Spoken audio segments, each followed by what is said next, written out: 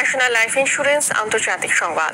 Iran ও ইসরায়েলের মধ্যে সংঘাত তীব্রতর হওয়ার সাথে সাথে একে অপরের বিরুদ্ধে হামলা অব্যাহত রেখেছে দুই দেশ। ইসরায়েলি হামলায় নিহত হয়েছে ইরানের রেভলিউশনারি গার্ড কোরের গোয়েন্দা প্রধান কাজিমি সহ ৩ কর্মকর্তা। গুঞ্জন ছড়িয়েছে নিহত হয়েছে দেশটির সর্বোচ্চ ধর্মীয় নেতা আয়াতুল্লাহ আলী খামেনি। যদিও রয়টার্স জানায় খামেনিকে হত্যার ইসরায়েলি পরিকল্পনা আটকে দিয়েছে ট্রাম্প। ইমতিয়াজ আহমেদের রিপোর্ট।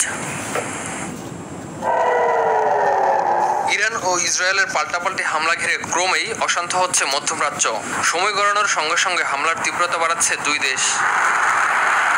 চলমান সংঘাতের মধ্যেই ইরান ও ইসরায়েলের মধ্যে সহসাই শান্তি প্রতিষ্ঠা হবে জানান মার্কিন প্রেসিডেন্ট ডোনাল্ড ট্রাম্প। অন্যদিকে উত্তেজনা কমানোর আহ্বান যুক্তরাজ্য, ফ্রান্স ও জার্মানির। ইরানের ইস্পাহানের পারমাণবিক কেন্দ্রে হামলা চালানোর মাধ্যমে ইসরায়েল ইতোমধ্যে ইরানের পারমাণবিক সক্ষমতা অর্জনের প্রচেষ্টাকে খানিকটা ক্ষতিগ্রস্ত করেছে বলে দাবি করেছেন ইসরায়েল প্রধানমন্ত্রী বেনিয়ামিন নেতানিয়াহু। মার্কিন প্রেসিডেন্ট ডোনাল্ড ট্রাম্পের সঙ্গে সমন্বিতভাবে কাজ করছেন বলেও জানান তিনি। ইসরায়েলের গোয়েন্দা সংস্থা মোসাদের সঙ্গে যুক্ত সন্দেহে 2 ব্যক্তিকে গ্রেপ্তার করার কথা জানিয়েছে ইরান। এদিকে ইরান ইসরায়েল সংঘাত নিরসনে জরুরি বৈঠকের ডাক দিয়েছে আন্তর্জাতিক পরমাণু শক্তি সংস্থা IAEA।